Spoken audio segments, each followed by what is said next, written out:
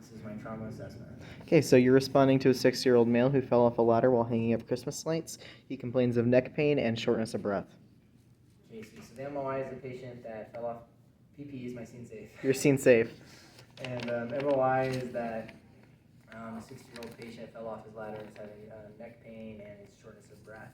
So we are going to call for additional EMS, and I'm going to highly consider C-spine stabilization on this patient. So first I'm going to introduce myself to the patient. Hello, this is local EMS. What is your call for the patient today?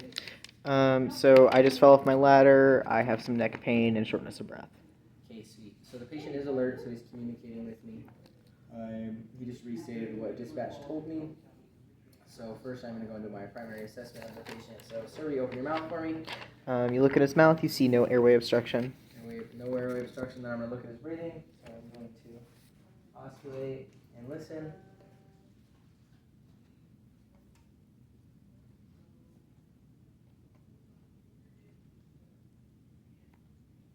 then I'm going to look for chest rise and fall. How is that looking? So you hear shallow breathing and see equal rise and fall of the chest. Shallow breathing, equal rise and fall. Okay, I'm going to go to circulatory. So I'm going to feel pulse.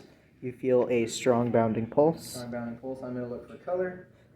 His skin is warm, dry, and pale. Warm, dry, and pale. And then I'm going to look for major bleeding. You see no bleeding. No major bleeding.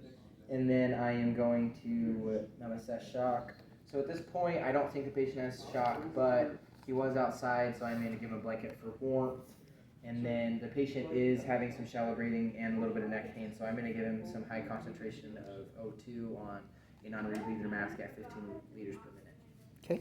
So the GCS of the patient is a 15 because he is alert, he is oriented, and he is listening and following to my commands.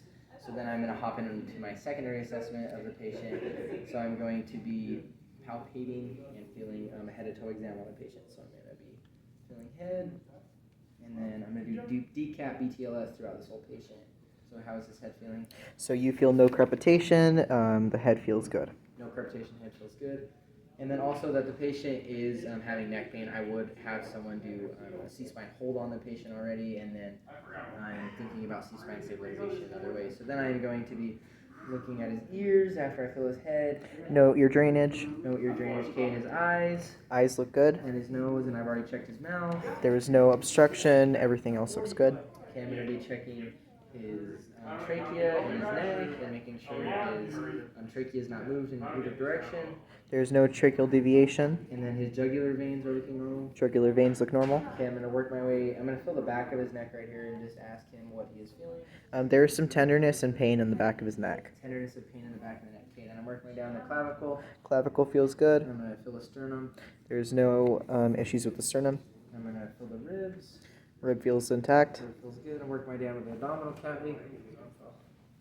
I'm going to be palpating the 4 quadrants. On the sides. How are they feeling? Each quadrant feels soft. There is no tenderness there. No tenderness, okay. And then his pelvis. Pelvis feels fine. And then his genitalia. There's no issues there. Okay. I'm going to palpate down the leg. And then his leg feels good. And I'm going to feel for a pulse. You feel a pulse? Feel a pulse. Okay, and push against me. He's able to push against you. He's able to push against me Yep. again. And then wiggle your toes. He's able to wiggle his toes. Which toe am I touching? Big toe. And I'm going to feel down the other leg. And then feel a pulse. You do feel a pulse. You feel a pulse. What toe am I touching? Big toe. Push against me. He's able to push. Push against me. He's able to push. And wiggle your toes. He's able to wiggle his toes. Okay, so then I'm going to go do his forearm, or his arms. Work my way down the forearm. Arm feels fine. There's no issues. Okay, I'm going to feel for a pulse. You feel a pulse. And then I'm going to wiggle his fingers. He's able to wiggle his fingers. Wiggle his fingers for me. And then I'm going to ask him what finger am I holding. Thumb. Thumb, and I'll go the other. And palpate down here.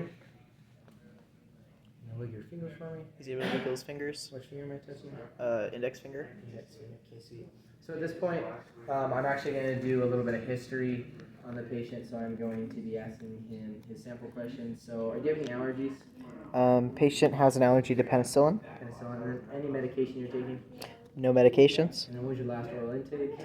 He had lunch an hour ago. Lunch an hour ago. And then events leading up to the action, you just fell off your ladder. Yep. And you just have pain since then. Yep. Okay, sweet. And then I'm also going to be checking his vital signs. So what is his pulse, his blood pressure, and his respirations? So that blood pressure is 144/86. His pulse was 94 and bounding.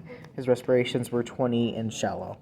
Okay, so at this point, I'm going to call him a non-urgent transport. We are going to transport him though, and then I'm going to be checking him every 15 minutes or so. All right.